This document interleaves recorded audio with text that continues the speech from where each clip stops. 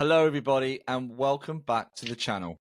Today, here on Spiritual Talk, marks the start of a new series we are creating around mediumship and development. Our guest today is the brilliant spiritual medium, David Hale. David has his own podcast called Coming Down to Earth with Spirit. He has also recently published his own book called Coming Down to Earth, which links both podcast and his book together. So check that out, guys. You can also catch David on SBTV UK, where he has his own show called Spirituality Time Show with David Hale. Play on words there, guys, because it's tea time. So please check that out. Welcome, David, to the show, and thank you for being here today. Hello, mate. Well, thank you very much for having me. It's looking forward to this. And we finally get to talk and be together. We've arranged 2 separate interviews. Both times I've had to cancel on you. I'm so excited to be here. I'm so pleased you said yes. And we are here. But it also, I'm so excited about today because we're going to create something a little bit different to what we normally do. We want to look at development. And there's a lot of stuff out there on development and issues that people come across in their own development of mediumship. Now, yes, of course, mediumship isn't for everybody, but those of you that are involved in mediumship or developing mediumship, or would even like to understand the mind of a medium, this could be for you. So please stay tuned.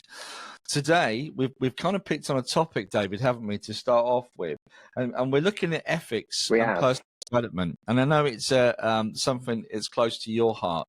Can we talk a little bit around this, please? Yeah, so I've always been passionate about the ethics and the personal responsibility around what we do, because it's one of those things that we do. And a bit of, as you rewind that, when people come to see us, they come in sometimes with in a certain frame of mind, which some people might class as vulnerable. I personally don't. But people are in a certain emotional state, and they will tend to hang on to every word that we say, but also how we say it. And I don't feel that that's taken into consideration enough. Yes, it's okay to deliver loads of evidence, that's fabulous, but actually sometimes the way we say something, the way we deliver a message or a piece of evidence is really important. Because again, if someone's in an upset state of mind, or just over emotional, maybe they're in those raw throes of grief, a certain way you say something or phrase can really either throw them off, or it can help them. So we need to be really careful. And it's also because I've watched many mediums over the years since I was a teenager, and sometimes I look at some of them and I think, how did you just say that? Why did that just come out of your mouth? How? And you can see the effect that it's had on that person straight away. So that's why I'm really passionate about it. I always work with the ethos of leaving someone feeling better than they did when they first walked in to see me. That's how I work. So that's why it's really important to me, because I've seen the damage it's done to other people, because they've come to me and they've told me their story they've got from reading they've had with another medium, and I've got to sit there with my head in my hands thinking, well, why did they say that to you? And I can't change it. I don't know why that medium said that, why they picked up the information. I can't change that. But all I can do is reassure that person from my own perspective. And that can be a difficult part, is sometimes unpicking what someone else has said to them. So if we start training new mediums to think in a different way, then that can only be of a benefit from my perspective anyway. There's so many aspects around what you've just said. So one of the things I've done over the years, I've been around a lot of mediums growing up around mediumship, and even recently, every day, I'm very much an open-minded person, and I'm always learning. But how do we get to the point? Let me rephrase the question, because it's a difficult one. How do you know what to say? How is that taught? Because everyone's individual and unique, and sometimes we can get caught up in a message.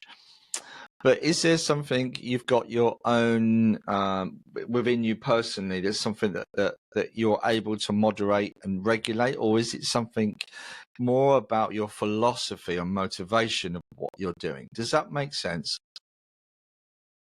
Yeah, I mean, the first thing I'll say is, to me, it's common sense. I don't think it takes rocket science to understand what you should and shouldn't say to somebody. And that's quite quite direct, but for me, it's true. It's having that Okay. emotional intelligence. But I also do think a part of it, for some people, not for everybody, but when someone is working, how do I put it, through their ego or working with their ego, that Sorry. then makes a big difference. Yeah, so I didn't mean to Go on. smile at that, but I know exactly where you're going with this. Absolutely. Sorry, David. It does make me chuckle because it is all ego, No, isn't it? yeah, because when people work that way, like, oh, look what I can do, and I can say anything I like, and I'm so special, so I can say it this way. That I've been working for 20 years in this field. Well, I don't care how long you've been working in the field. That does not impress me. What will impress me is how you have got that message across, and how you've been Yeah. able to identify that person's spirit, and how you've been able to help that person sat in front of you, regardless of how long you've been doing Yeah. it. I don't care. Yeah. So that's why it's really important to me that we do kind of not change the mindset, but make people aware who are coming up in mediumship and developing that there are certain ways of doing it and certain ways of not doing it. And I think sometimes not. When I trained, I had a lot of the old school teachings. And I think some of that we need to not necessarily put aside because some of it does still have value. But the way the world is today, where people can think they can say whatever they like, especially for those social media, Yeah. that needs to be tackled. So I think with the with new mediums coming up again, it is really instilling in them the importance of what this work is and how it affects people. Excuse me, how it affects people. As our friend Bill Hughes says, he says, we have the power to uplift or destroy with our words through mediumship. Oh, I love that. And Thank I you, Bill, always for that. remember that in my head as well. Yeah, Yeah, thanks. thank you, Bill, my fairy Yeah, godfather. if you're listening, it'd be good to talk about this because it's really important. There is this fine line between, and that again comes back to the actual what we're doing, the messages we're giving. The whole point of what we're doing is about healing. It always comes back to healing, doesn't it? But how do we then? Absolutely. There is a level of restriction in terms of how we navigate that. What are your feelings on that? I don't do restrictions. So, if giving some examples, I will talk to it. But, and I hear it a lot of people have been restricted. They can't say this, depending on obviously where you train and certain organisations. But I don't do restrictions. But I don't need them because I'm aware of what I'm doing. Because Yeah, I'm aware of how I need to come across. Because in my own intelligence and my own common sense, I know the impact of what words can have on people. yeah, So I don't need restrictions to be put on me because I'm not the kind of person that's going to, go there and upset someone. That's just not how I operate as a person. yeah. So I tend to not. I don't work with any restrictions. I don't let anyone restrict how I work anymore. I might have done in the past, but not anymore because when you're restricted, that it can do a couple of things. It can affect your performance, but it can also affect your confidence. And I know that my confidence has been knocked a few times because I felt restricted. So as soon as I lifted those restrictions off, then my mediumship has flourished more and it's developed further because I'm doing it how I do it. So the idea of this series, guys, is to help you at home. Sorry to ask you this really personal question, David. Is there an example you could give us about the restrictions that you face sometimes and some of it's created those difficulties within your mediumship? Is there anything that comes to mind? The first thing I will say, this might be, there's different views and opinions on this, is when I was starting to do platform Now, I have to bear in mind, I've only done open platform 3 or 4 times, and then my church closed because of COVID. Yeah. And then everything went online. But I was never taken out as a fledgling. I was never, done those fledgling evenings. No, I didn't have a mentor that took me out. All the development I did on the platform was through myself. But again, I still had the intelligence to know what I can and can't say. Yeah. But where I was trained, I was told that when you're doing platform, no, we're trained to go direct, right? Giving a message. That never worked for me. It just didn't. I was paying too much attention to what spirit was giving me. And so a lot of time when I'm doing demonstrations, I go open, I open it up. However, I'm still specific enough to get it to one person, right? But the attitude was, we don't do indirect, because indirect we class as bingo mediumship.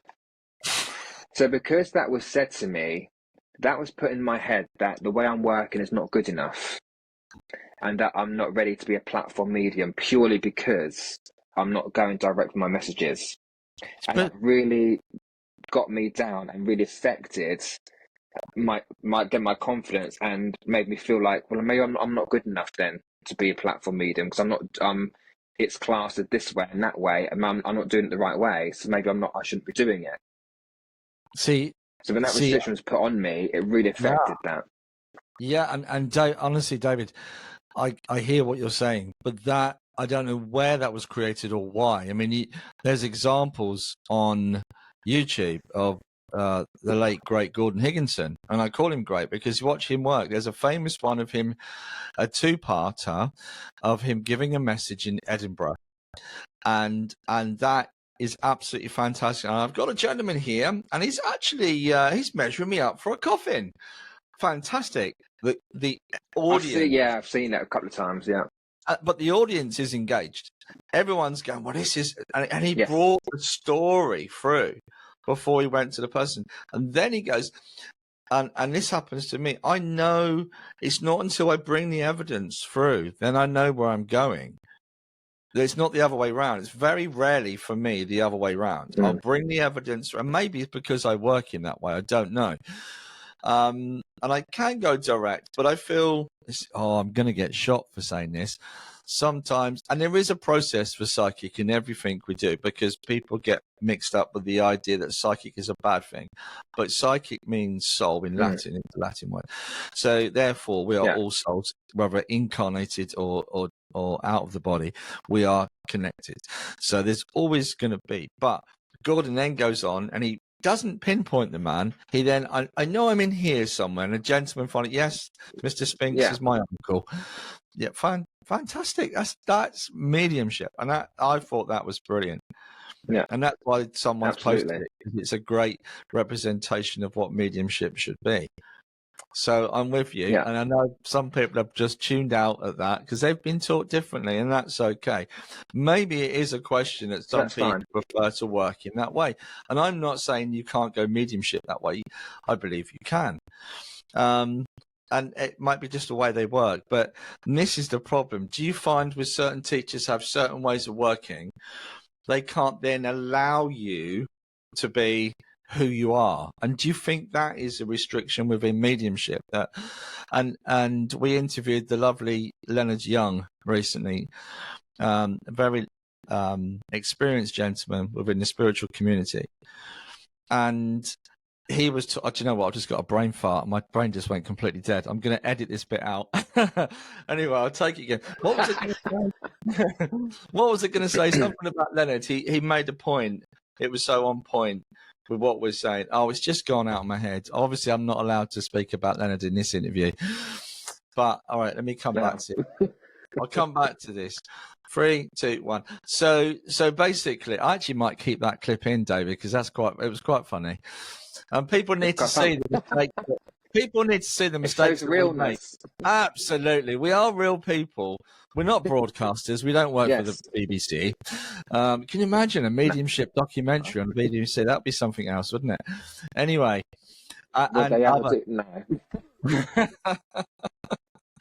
But coming back to what we were talking about with that going direct and not direct, it works for you, and that's the most important thing. How have you been going since then? Now you've released that, have you found your mediumship has flowed better? Yes, because and actually, I'll tell you a story. It was a couple of years ago. I was working with Bill and Kerry Standfast, and we were doing a dem in Sutton. Yeah, it was Sutton.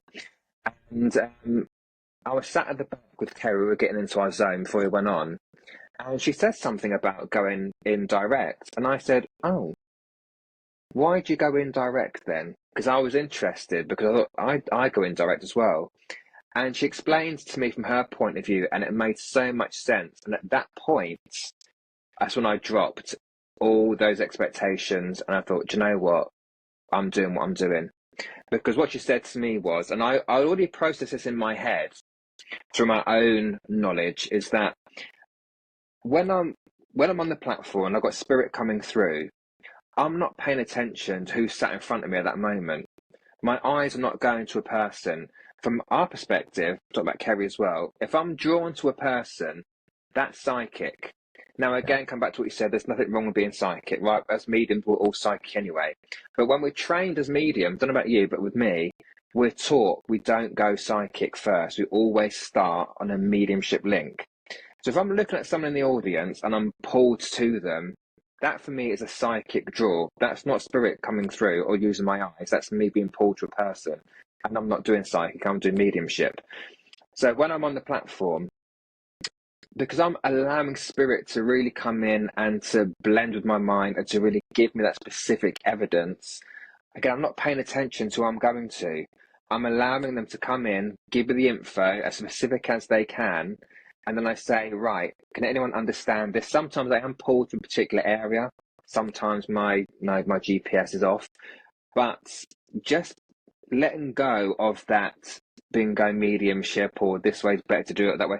So as I let go of that, I was like, right, come on then, what have we got? And 90% of the time, whatever information I've got coming in is so specific that only one person in the audience puts their hand up. I haven't got 5, 6 people putting their hand up saying, oh, it could be me. So because I've worked on that and I've allowed myself to work how I work without being told you should do this, should do that, it's working for me, and it has worked, and it continues to. Yeah. So yeah, again, lifting those restrictions off gave me the freedom to go, well, you know what, bugger this. I'm just doing how I'm working, because we are all different, and this is how spirit work with me, and it works for me. So I'll continue to do that. Yeah, and that's brilliant. I mean, there's so many little things in there that we can go to different subjects. But I guess what you're saying is everybody out there has got to learn to work or find their uniqueness in how they work, rather than restricting them to the person that's teaching them. Who do you think is the best teacher? That's a big question. Who do you think is and I'm not trying to trip you up on this question. No, again, I don't know, because I trained at an independent spiritualist church. I was not trained by any big organisations. I never had, like many people out there talk about, they had this tutor, that tutor. I never had that. It was always done through the teachers at the spiritualist church. So I'm not necessarily aware. I've heard names like Lynn Prober and people like that. I've never had contact or communication or teachings from those kind of people. It's always been that localised teaching within an independent spiritualist church. I think in essence, it is still about finding how you work. I've been on a long journey. I've had a wonderful gentleman help to lay some really good principles and foundations with my mediumship. And I always remember him saying, every day is a learning day. Every day he would say he still learns something from his students and he never calls himself the teacher. He always calls himself the student, that he's always learning.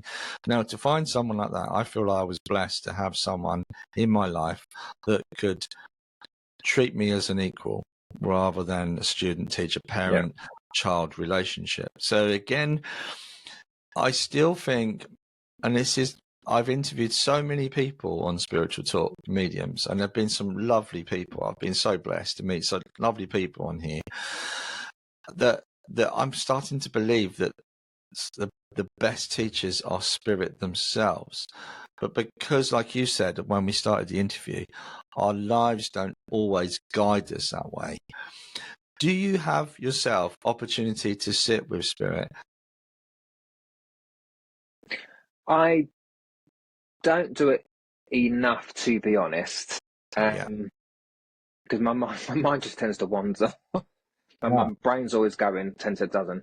I try when I can, but because I guess our lives are busy, right? And as much as I'd like to do it more, I don't, and I should be more disciplined with myself to do it.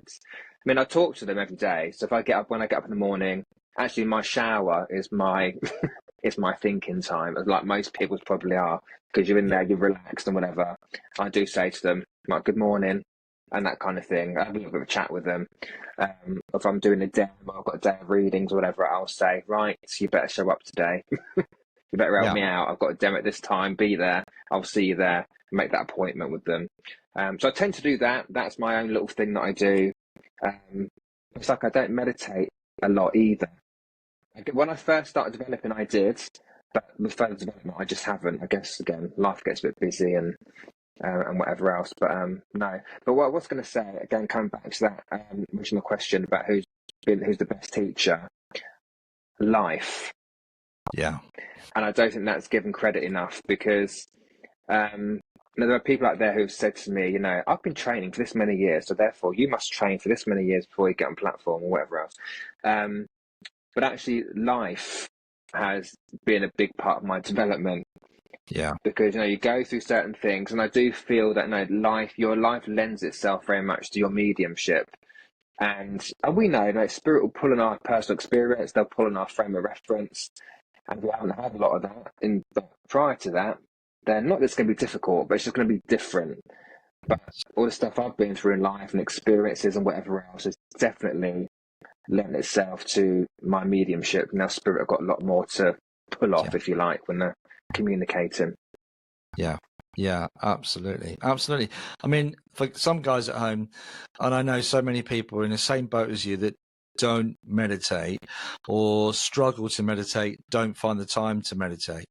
It is a difficult process, because I think meditation itself, I think there's this whole, again, this is coming from years of experience of trying to meditate and establishing a daily routine. I remember interviewing Chris Ratter, who is a wonderful medium, but he does a lot of trance healing, and it goes into trance. His guy comes through and does a lot of healing that way, rather than mediumship itself. And he could sit every day. Wonderful. 15-20 minutes every day in the presence and the power of spirit. Wonderful if you can do that. But there's other ways, David. I don't know if you got, like, even if you're going down the gym, you look like quite a fit man, you go down the gym a lot, keep healthy. There's certain things that we can do in our daily life that incorporate our connecting that our mind from, which is also a meditative practice. Gardening is a big thing, just connecting with nature. So don't worry, people, if you're at home thinking, oh, I can't do it, and you get stuck. But taking time and doing things for yourself. Do you do anything for yourself in that respect? I mean, I've just said you've got the gym up there. Yeah. I was going to say, I've just said you brought the gym up. I mean, I don't want to put you in it in case you're not, but you look quite fit, so I'm assuming. I try. Yeah, no, I mean, when I first started developing, I meditated every single day for about 4 or 5 months, because that's what I was taught. That's what I thought. In order to connect to spirit, I had to meditate in some form. But you're right, it is difficult, because this meditation is a discipline, is what it is, and it's difficult for human. And I'm talking about this meditation in a traditional sense of sitting there and just doing nothing. But it's difficult for humans to do that, because as humans, we're not conditioned to sit and not think. We're conditioned to be busy, to be thinking, to do this, to do that. So I can understand meditation is difficult for a lot of people, and it was for me when I first started. But anyway, coming back to your question, talking about the gym. Yeah, that's my kind of place. So I go to gym 4 or 5 days a week actually, and that's just my time just to, I guess, zone out, if you want to call it that, but just spend that time, I guess, Yeah. working on myself. It clears my mind. If I'm a little bit stressed or whatever, I might go and and lift some weights or whatever else, just to just to get a few things out. And actually, I found that when I was in my early years of development, mostly a little bit of discipline here, but when I was going to the gym, I'd be so focused that I would zone out and I'd start picking up on spirit. Yeah. And then I look back at it now and go, yeah, that wasn't the point of doing it. The point of going to the gym was just to, get fear, let a few things out. But I got into the zone so much that, I've got someone talking to me here. Since that point, I've learned to discipline that and switch that off. But yeah, I do that. I like my music. So music helps me to zone out as well. I do a bit of painting now and again, which helps me. So those are little things that I do that kind of just calm my mind a little bit. If that makes sense. That will really help people at home, because there's so many things that we can do to help us to get into that connection with spirit and just getting into that slightly altered state. The other thing, I want to come back to ethics again and about sittings and talk about people that come to us, and some of the stories are here. If you don't mind, I'm going to share this story, and I think it was a horrendous thing to do. And I'm not going to name names. I'm not going to blame anybody. It's just one of those things. A lady came to see me, and she'd had a car crash, and she went into a coma. Now, while she was in a coma, her mother died. She was in a coma for a month. Her mother died. And she went to see a psychic or medium psychic at a fair. And the medium told her that, it still makes me angry today thinking about it. Even if this was true, why would you say it? She's told the daughter, and this is 5 years down the line after her mum had died and she'd recovered. And it made her upset. She said she would never see a medium again, and she came to see me. And I told her this is not a thing. It's not something that can be done. But the medium told her that your mother died so that you can live. She swapped her soul to help you to live. Can you believe that? But can you imagine the guilt that her daughter then has to carry? Why would you do that, Mum? Why would you do that? I mean, obviously, love is love, etc. But even if that was a thing, why would you say it? The mental torture that can put on someone. To me, that's excuse my voice, but to me, that's almost criminal. Because even if there was, like, by some stretch of the imagination, some truth in that, again, why would you cause that pain and that hurt on someone? So how do we? I mean, do we need to get all working mediums? Do they need some kind of license so they understand the ethics and they understand personal responsibility and what they're saying and what they're doing for people and what their motivation is? One thing I've noticed recently, since the financial crisis, has been so many people offering readings.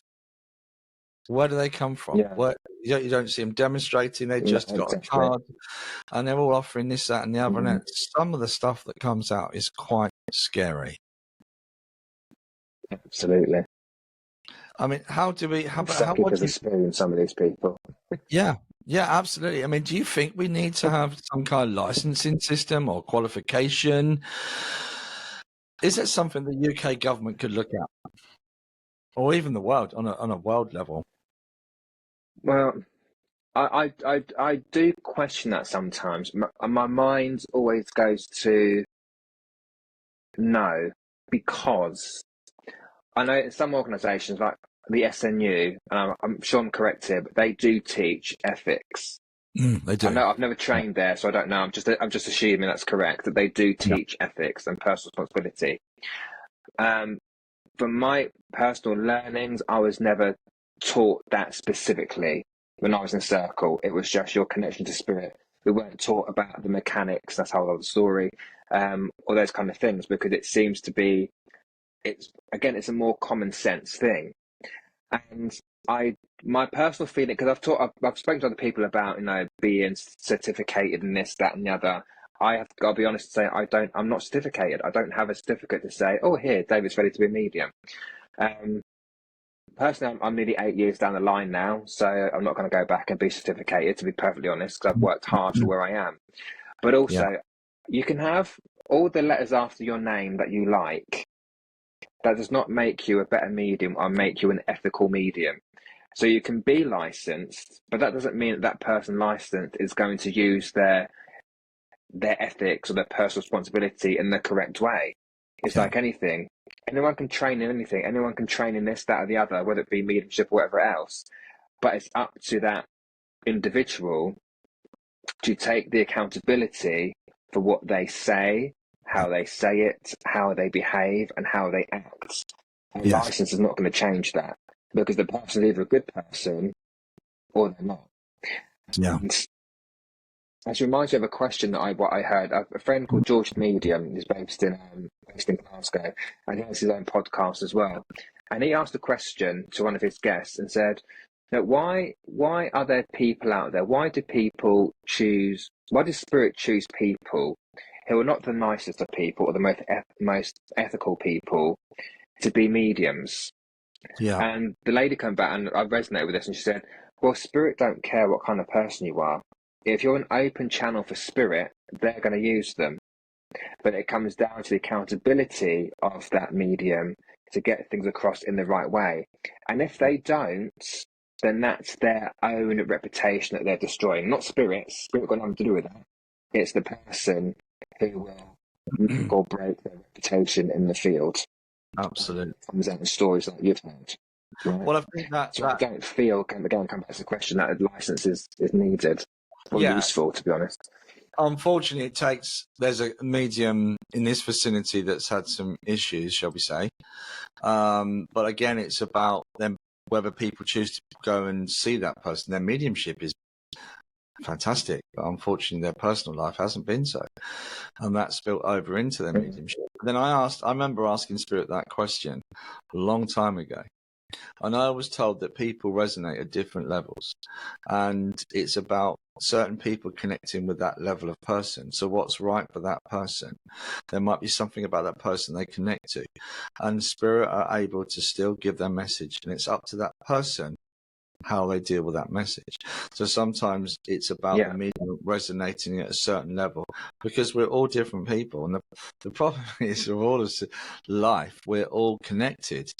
So even the best, person isn't going to be, it's still got to wait for the person at the bottom to catch up with all of us. So we all go together. That's the problem with karma. And I don't want to go into that. We'll be here all day. But it is interesting how people are connected to people, and I agree with what that lady was saying. There is a level of personal responsibility, but it's trying to avoid the impact on clients, on society, on people that are processing that. Then that makes your job so much more harder, because you've now only have you got to prove your mediumship and your connection to spirit. You then have to come across in a more sensitive, loving way. So your job is that much harder than what it was if someone just walked in off the street and this was the first time reading. They've had a negative effect, and this is exactly what happened to the lady that came to see me. Thankfully, after a few tears, I was able to reassure her that this is not the case. So but then you'll get people that go into mediumship and then drop into psychic, and that also can be, because there's this thing as well where mediums tend to just give a little bit of evidential and then just drop straight into psychic. And I'm not going to we're not here to criticize people. It's just helping those guys at home that are developing. And yes, there's always going to be a message. Can you imagine having a telephone to your loved one and not being able to say I love you, or make them aware of their daily lives and what's going on around them? So there's always going to be a level of psychic connected to that. But it's such a difficult thing within mediumship, David. So, well, I can only talk from my experience, really, that I know when I'm on platform or I'm doing a one-to-one reading, or especially more on platform, I guess, is that I'm aware of what I'm there to do, and I'm aware of why people have come to that dem, or they've come to that, whether it's in a church or a centre or wherever. It's because they want the connection to their loved ones.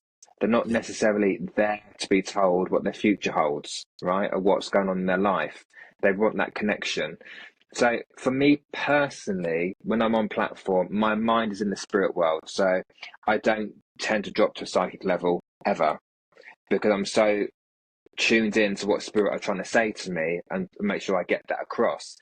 Again, come back to what we said earlier on. There's nothing wrong with going to a psychic level, because as mediums, we are all psychic, whether we like it or not, right? And when you've got a client sat in front of you, you may naturally pick up on things that are going on around them, and that's perfectly fine. yeah. But for me, when I'm on that platform, that's where my mind is. I'm in a spirit world. That's what they're here to. That's what my feeling is. That's why they've come to see me. Or come to my demo or whatever else. My mind is very focused there. But what we'll say is, if anyone that's listening when you are developing, if you do, drop into I don't say drop into the psychic, it sounds like it's a less thing, but it's not.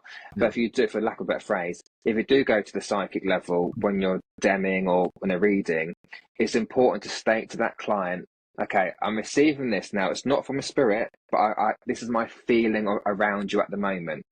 So I think that's a distinction to make as well. So if you do ever go to the psychic level, it's important that the person you're reading for understands where the information is coming from. Because if Granny's not saying it, then don't say it's coming from Granny if she's not saying it, because that does not do your Granny any justice, or you any justice. So it's important to be honest and real with that. Yeah, and if you're doing that, you're going to expect her to be waiting for you with a rolling pin for when you go over there yourself. So best not do that. No. Who said that about me? I didn't say that. It's just important to be honest with what you're doing. Yeah. And where it's coming from. I agree. But it's important, again, to know that what situation you're in. If someone's come to see you for psychic, it works the same way. If someone's come to see you to look at their life and they don't want to hear from a spirit person, then you don't focus on spirit. You work with what the person wants. They want to know what's going on in their life, or are they going to move, or all the general questions. And you work on that level.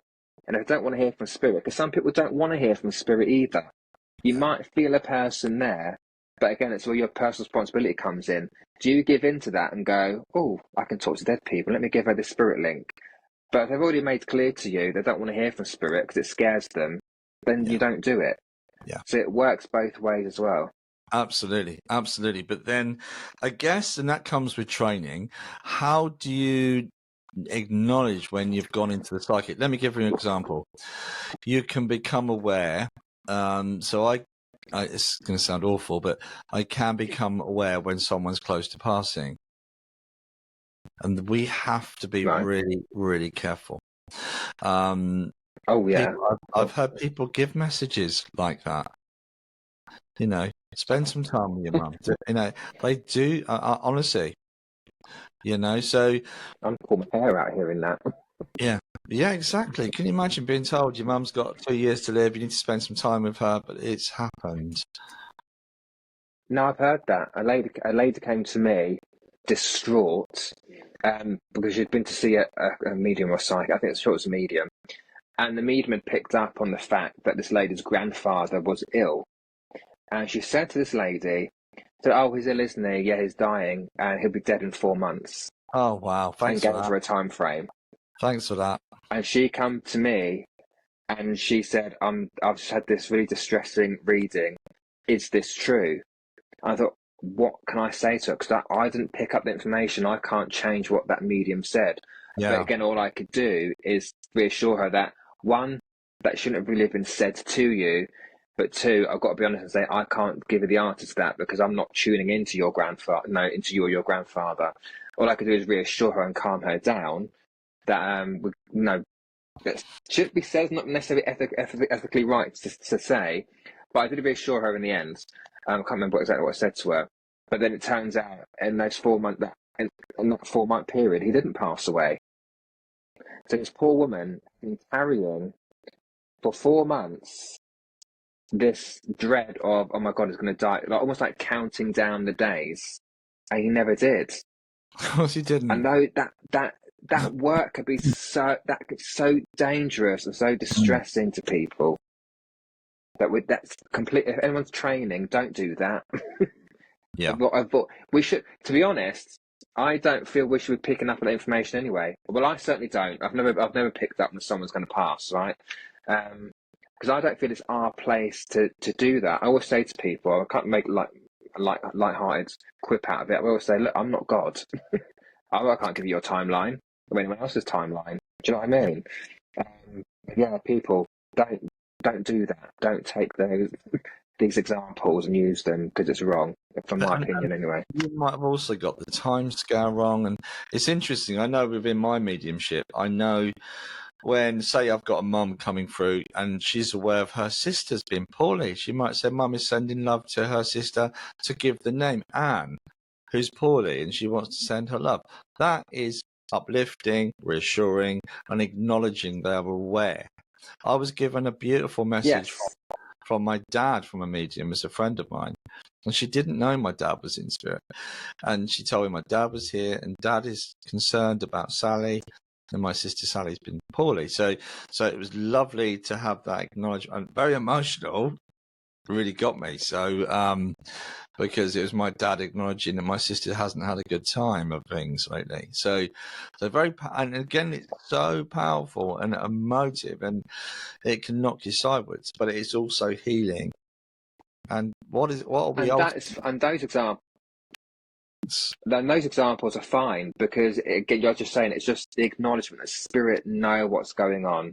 They've got their eye and their loved ones down here, and that's fine to say, but going a step further and saying, oh, she might die next week, that's not okay to say, right? But it is, we are going to pick up on people that are real down here or that might need a bit of healing, and that's absolutely fine. Again, it's just the acknowledgement that's coming in from spirit, and it always comes with that healing behind it as well. So that's okay to say, people. But going a step further than that and diagnosing or determining timeframes, no, we don't do that. No, but that comes back to personal responsibility and ethics again, and that's really important. And I think what I would say to guys that are developing, guys, if you're at home thinking, yeah, I understand, I get it, but people will also put you into those positions. I've been asked, can you give me this? Do you know when my brother's going to pass? Or I've had that, and I refuse to go there. I have as well, yeah. So and we don't do that. No, and I think what we also need to consider, the guys at home, is remember your words are powerful. And sometimes I always go by the older saying, less is more. Less is more. He says, who talks for England, Yeah. So, yeah. But I hope that makes sense. But I do feel that we tend to. There's also a need to prove ourselves, especially in the early days for my development. That I just kept talking and trying to bring this information through, and I'm so excited, like you said. I'm so excited. I'm connecting with a different realm. All this information is coming in. It's wonderful. But someone that was psychic. Yeah. So, I don't want to demotivate people. I want to inspire people to be the best that they can be. Yeah. Absolutely. Yeah, and for me, ultimately, it's about service. And if you can kind of keep that as a motivation, I think that will help people with personal responsibility about being a service. But again, again, I love what you said about the life is so changing. I mean, I'm a bit older than you, only a tad, but I'm a little bit older than you. And I remember a time I don't think you're that much older. I'm getting there, David. I'm in I'm my getting there. 40s. I don't think you're that old, Oh, love. are you? Oh, I thought you was like in your 30s. Yes. Oh, Oh, thank you, okay. love you. No, I'm in my 40s. I'm in my early Oh, 40s, but thank you for the oh, I compliment. didn't know that. Okay, well, you're doing well. You're looking good. Mm, Looking good. thanks. I've got the laughter lines and the grey hair, so yeah, I can't hide from it. So The grey hair as well, don't you I know? cut it shorter. But yeah, so I kind of wanted to say there's nowhere to go today for people to get these. Yes, you can go to a spiritualist church. Yes, you can become a member of the SNU or even the SAGB. They do some good courses as well. The Spiritualist Association of Great Britain. They do some good stuff as well. But it's trying to find and navigating a very difficult path, because as much as I love the National Spiritualist Union in terms of their development and what they do for people, you know, there still isn't. It's still, for a lot of mediums, you're on your own. You got to find a lot of this stuff yourself, and it's about your own development. Finding Yeah. a good teacher helps. Yeah, Yeah. yeah. David, I'm sorry. Go on. No, go on. I was going to say, I really want to ask you this question, and I love this question. What is it we're not talking about within mediumship that we should be? You've got that one. Oh, good question. Again, I can only talk from my own personal experience because, again, I haven't trained at these, at anywhere like the SNU or the SAGB. I don't think we are taught enough about exactly how it works. So the mechanics, for example. So from my experience, when I sat in circle, it was just very much what you're getting and give it. What you're getting and give it. Just go with what you're getting. But without having the understanding of where it actually comes from and how it's working. How am I receiving that? What are the clairs? Obviously, I know what the clairs are, but actually, when I was taught the clairs, I was only taught the main three. But we know there are other clairs out there that we can work with, and I don't feel like, just from my personal experience, that was taught.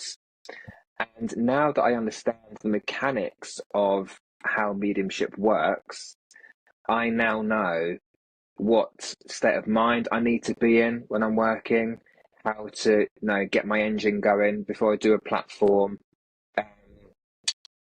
and sometimes the reality of what the work is like and what the journey is like.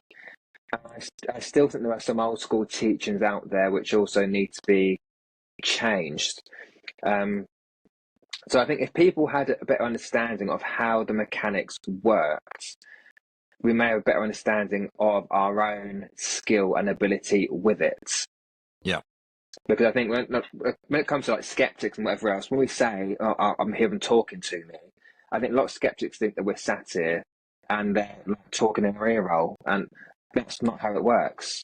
If I say I see dead people, people think I'm seeing dead people walking around. I'm not. I'm seeing it in my head. But it's not talked about enough, I don't feel. So, and I come from a place of reality and just down to earth teachings, I will say this is exactly how it works. Because I want people to, if I teach people, I want them to understand themselves where it comes from, how they're going to work with it, how they're going to differ from the person that sat next to them developing in the same class. Now, you're going to develop at different rates in different ways. Yeah. But I think, again, from my own perspective, a lot of it was just get on the platform, give what you're getting. And that's great, because that you learn then just to go, you're thrown in the deep end, you've got time to think about it, just got to give it. But actually, where is it coming from? How does it feel to receive information clairsentiently or clairaudiently or whatever else? So I do feel some of that is missing. And maybe in some churches, there does need to be a course or something on the ethics, what you can say and what you can't say. Yeah, I totally agree. And if we can persuade you, we'll get you on and talk about the mechanics of mediumship sometime soon. That'll be really good. Yes. And I absolutely. do agree, because I run a group and I have a lot of questions around, well, how is this working? Why am I getting this? And I think that's also the time that we live in. We went through a period after the 2000s, where that book came out about the God delusion, etc., where people were putting down religion, God, the whole everything. So there's so many questions came from that generation. And well, science has gone almost full circle in terms of its own discoveries now and what they've discovered within the human cell and this intelligent design that they found within human beings and within the human cells. So that now it's interesting that it's come around virtually full circle. And people like Professor Dawkins, who said that God was a delusion or religion was a delusion and it was this, that, or the other. I don't want to say it's been proven wrong, but the science has found there's more to it. So, but people want to know how it fits together. So you've got that both left brain, right brain in people. People are so much more inquisitive. I remember a time if you said to people reincarnation, they'd think you were completely woo-woo. You know, what's a deja vu experience? You know, you're a bit crazy. We have come a long way, I would say, in 30, 40 years in terms of things being more opened and more talked about, which I do believe is a good thing. But like you, I think people do need to know how this stuff works. And it's interesting, science and all the big questions in life are still unanswered, which is what I love. I love about the mystery. And that's one thing I always want to put over about mediumship. There is still, as much as we break down how it works, there is still this unbelievable, and I don't like to use the word magic, but like a high magic between the connection of this world and that world. And I think it's a beautiful thing. And when we get it right, there's no such thing as 100% perfection. But when we do a good job, oh my gosh, it's such a powerful, motivating, energizing, uplifting feeling in the world. It is purely magic. Absolutely, yeah. And I always say that we're never going to necessarily know all the answers, because sometimes there is magic in the mystery of, it's I don't know how it's working, but it is. And I do think, although I've said about learning the mechanics, I do also think that if we question it too much, it can then send you the other way. Because you think, if I don't know exactly how it works, I need to know exactly how it works. I need to know exactly how I'm receiving that. That then just blocks you anyway. And I think when you over question it too much, it does take the magic away a little bit, rather than just allowing it to happen. But I still feel it's important to understand the mechanics of it, and then the rest of it, will come eventually. But we need that, because we end up feeling that we're crazy, and then you go into realms of distrust or mistrust, I should say, with self and understanding consciousness and how spirit connect via our conscious mind. It's a process. It's a journey. And it's a wonderful journey if you're brave enough to see it through. Yeah, David, it's been an absolute pleasure this afternoon having your company. We can't thank you enough for coming on Spiritual Talk and being a part of our new series about development. So thank you so much for joining us, sharing your experience. We really appreciate it. We'd love to have you on the show again soon. Yes, no, thanks for having me. It's been a pleasure.